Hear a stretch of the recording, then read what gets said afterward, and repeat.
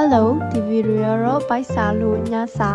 လောက်စားတဲ့ဗီဒီယိုလေးဖြစ်ပါတယ်ရှင်ပထမဆုံးရီးထည့်ပေါ့နော်ကျမရီကို3ခွက်လောက်လောင်းထည့်လိုက်ပါတယ်ပြီးတော့ရီနွေးဆူရည်ထီကျမဆောင်းတယ်ရီနွေးဆူပြီးဆိုကျမခောက်ဆွဲထည့်မယ်ပေါ့နော်ဒါတော့တစ်ထုပ်ပြီးတော့နောက်ထပ်တစ်ထုပ်ထည့်တယ်ကျမခောက်ဆွဲနှစ်ထုပ်ထည့်ပြီးပြုတ်လိုက်ပါတယ်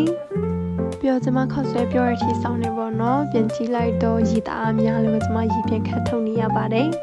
ကျမအတွက်ရေအနေတော့ဖြစ်ပြီးဆိုကျမကြက်ဥထည့်မယ်ပြီးတော့ကျမသူ့မှာပါတဲ့အစာပလာတွေကိုကျမလောင်းထည့်လိုက်ပါမယ်ရှင်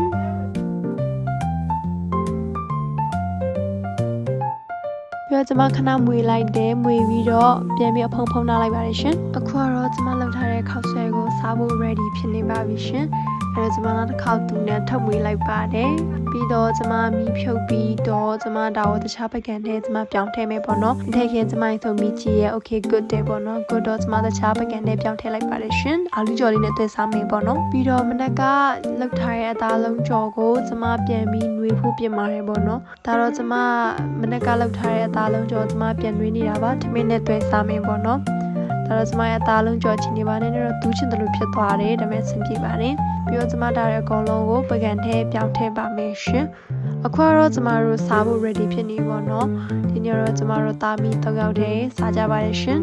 စားလိုက်စကားပြောလိုက်စားလိုက်စကားပြောလိုက်နဲ့စားလို့ကုန်လာပါပြီရှင်အဆုံးထိကြည့်ပြီးကြလို့ကျေးဇူးများတင်ပါတယ်ရှင်